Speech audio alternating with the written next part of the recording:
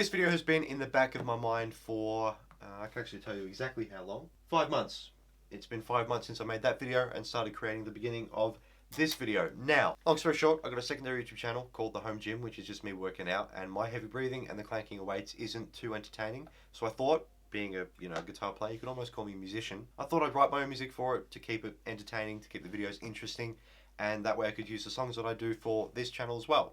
Now, last video that we did 5 months ago, all I created was a little small backing track using the string setting on the piano and do some guitar lead. I was taking in inspiration from Lethal Weapon, which is a lot of the soundtrack is just Eric Clapton doing some improvised stuff. And this is kind of what I got. It's 4 minutes of just this. Anyway, today we're going to look at a rock riff. Next video we'll look at a heavy metal riff that I'm really proud of. That's why I want it to be its own video. But the rock riff that we're doing, I'm actually taking from this video here, which I did for media studies class. Thought it'd be interesting. The premise of this thing for media was to focus on some techniques of filmmaking, and I chose camera work and editing. That's what I've written in my description. So basically with that, we had to work on some kind of filmmaking things. So I chose filming and editing, and I wrote this song for it so I could work on different camera angles and everything. This is what I came up with. That's the riff I want. And then we've also got a guitar solo that I improvised, which I want to relearn actually.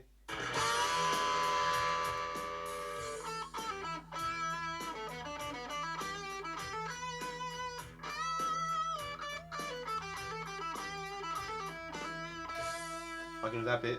So we'll take that riff and that guitar solo that I need to relearn and turn it into a proper song. A real full 1.5 minute, 2 minute long song. Something that we can loop preferably, so that way you can sort of just keep going over and over and over and over and over again. Before we move on, I need to quickly check something. Now, I said at the beginning that I actually started making this video a little while ago, and here it is. This is the heavy metal riff that we've got.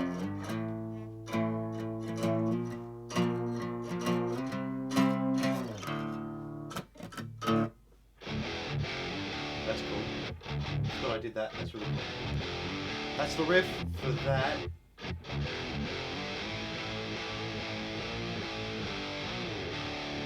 Which we'll work on next video. Now, did I do anything?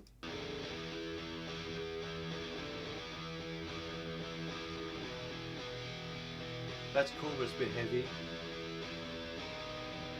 Okay. I don't know how to get back to the D. Okay, so what I just saw there was, probably should start my DAW. There we go. So, what I did there, first of all, the riff went 3, 4, and then somehow we switched to something like that. Then we're probably going to need some kind of verse progression, because I don't want to do that again. Maybe just move the E over there. And what I did there was just this. And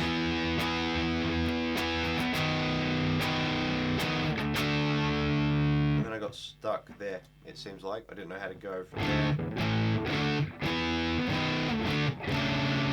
That makes sense in my head.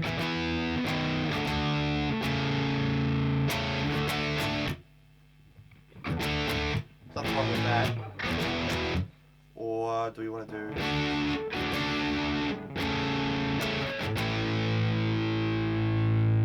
That's the 5 cadence. That could work. So the way that we can look at that, I'm going to title this rock riff. All we're going to do is think, well, we've got our intro riff, which is, that's our intro riff, so we've got that. We'll work out how we want to do that. And then we've got a chorus riff. We'll want, over the guitar solo, will just be an E power chord.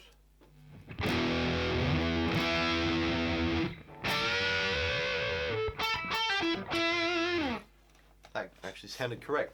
Anyway, so we got chorus riff, guitar solo. Now the intro riff, how do we do that? We'll do it one time like normal. Like this. and then I want to bleed them together. Okay, we're going to split that into 3. First time we do it normal, then second time we do it more legato.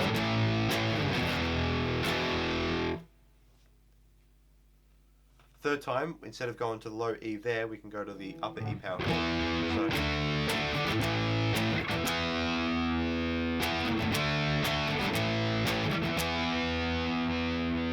alright, so we could do intro riff like that, and then we just do a verse riff, which will match that. That way it's in even 6.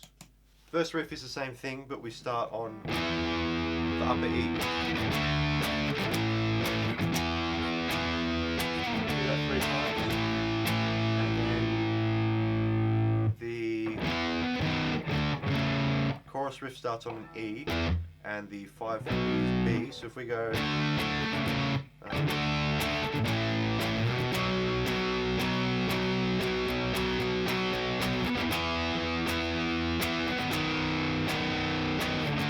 happy with that, that can work. So what I've worked out is we'll do the intro riff 3 times, and then we can do the verse riff that's very similar, just playing the E chord up there instead of down there. We'll do that another 3 times, that way it's an even 6, 3 plus 3 is 6, and we finish on a B power chord because B is the 5th from E, E, F, G, A, B. It's our 5th note in the scale, which makes a good cadence, which is sort of our musical full stop. So it sort of transitions us into the chorus riff, which, to keep things even, we can maybe do it twice. Now, do we go back into, we could do verse riff or maybe intro riff, go back to the intro riff, which we'll do times 3, and then go into the guitar solo. Could we do that?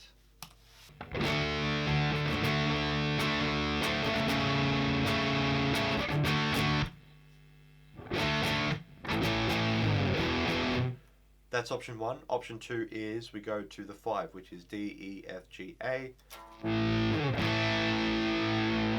So we do an A chord from there. So we got the B chord to go into the chorus.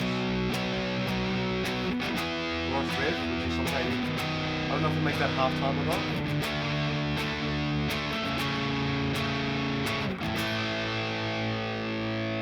Could do that back to...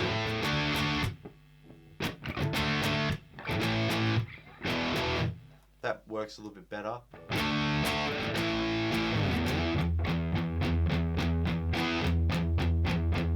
But that could realistically be the entire thing for the guitar. So intro riff 3 times, verse riff 3 times, leading to the B5 as a cadence into the chorus. Then after the chorus,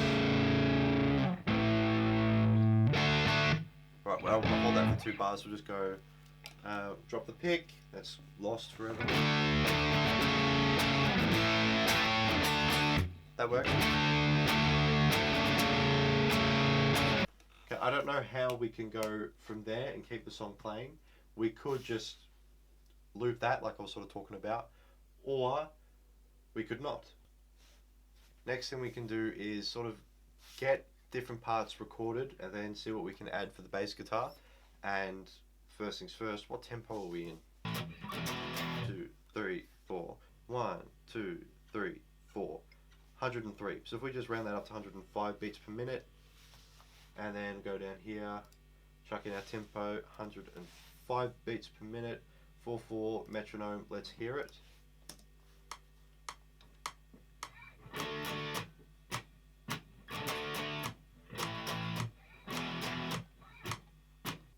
What we'll do first is, I have that muted already, good. So we go back to the beginning. I will quickly record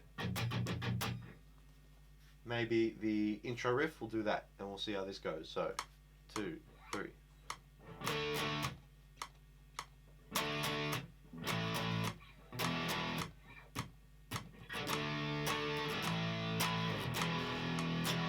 Octaves.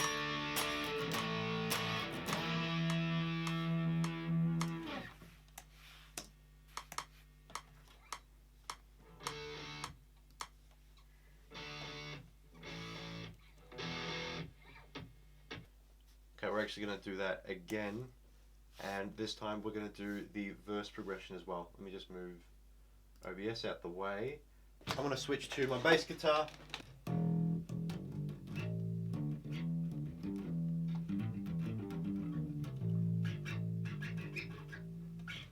Okay, I'm going to be lazy and just use my amp. I would like to get another bass guitar amplifier that I can use just to record directly into the computer like I'm doing with my Katana, but that comes at a later stage. Now we're going to title this one Bass. Doesn't even show up. Nice. Okay. We will just start recording that one, I guess. So, just going to record for the sake of it. 3, 4.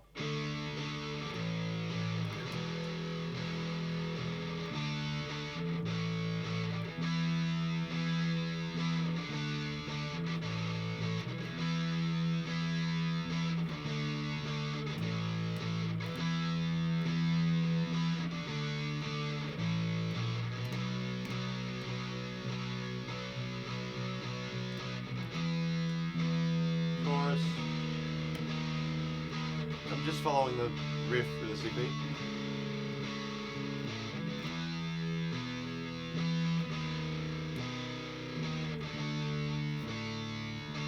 A.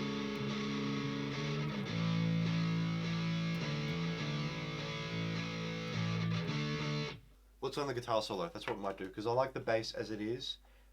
Pretty simple. That's okay. That's alright. We'll quickly record this. We're going to go solo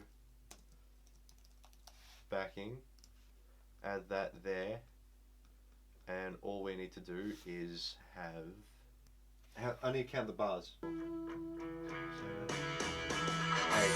Okay, so it's 8 bars, and on the 8th bar it's just that. Okay, 7.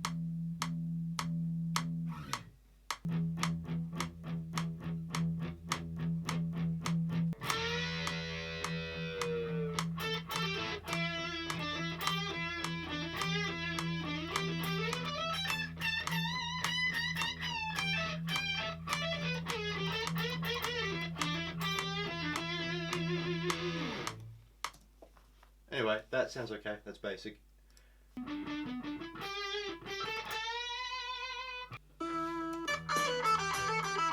I'll go backwards and back up.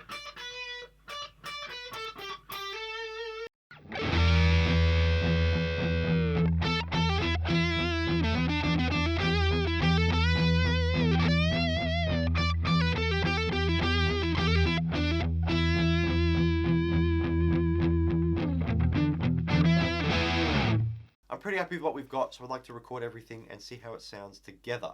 Now the order in which I'll do this is start with the rhythm guitar to a click track.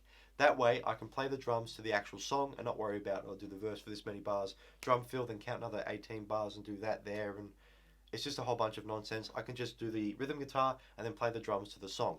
Once that's done, I'll re-record the rhythm guitar to the drum track and then do the same for the bass, the other guitars, and the solo. When I do it the way that I do it, it sounds like I've got a live recording of all the instruments at once, like you would with a normal band. So, with that being said, let's get started. We'll begin with the rhythm guitar.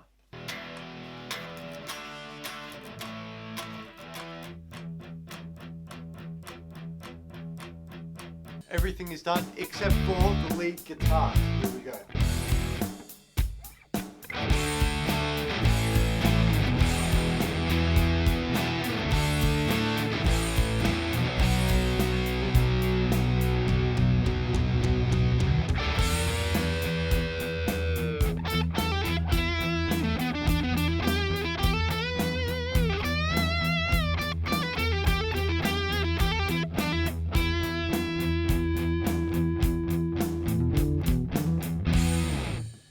Here we go.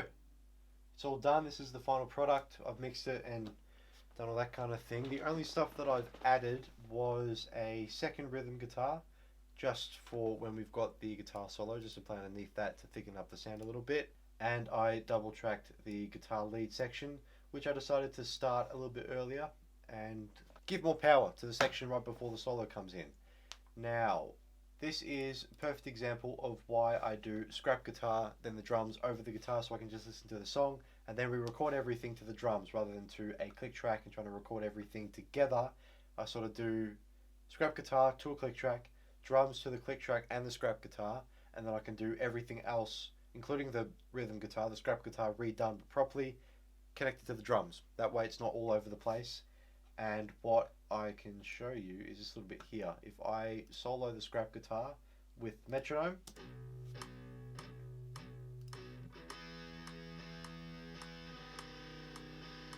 a little bit off there. And you can really hear it if I bring in the drums and get rid of the click. It's really, really off. But we compare that to the final product with the proper rhythm guitar.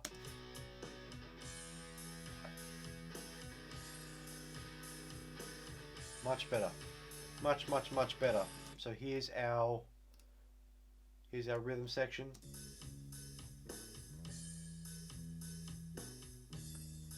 And we throw on the guitar. Same drum fill here. That's supposed to be a flam, but the drum kit's awful. That is the drum fill that we lead into the song with. So we go, there we go. Same drum fill leads us into the song. And then of course we've got the guitar solo section. And I've actually panned the first one to the left a little bit and the second one to the right a little bit.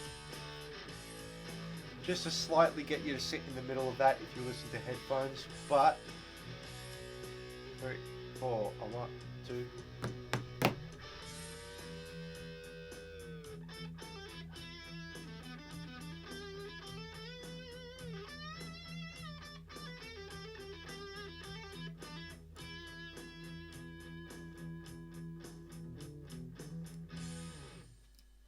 And there we go. Let me save that. And then we're done. I'm actually quite happy with it. I did better than I thought I was going to. I'm very excited to see what we can do with the heavy metal riff because it's honestly one of the best things I think I've come up with. But anyway, thank you all so much for watching. If you have any questions about anything I've done, please let me know. I'll see you in the next video where we look at my other riff.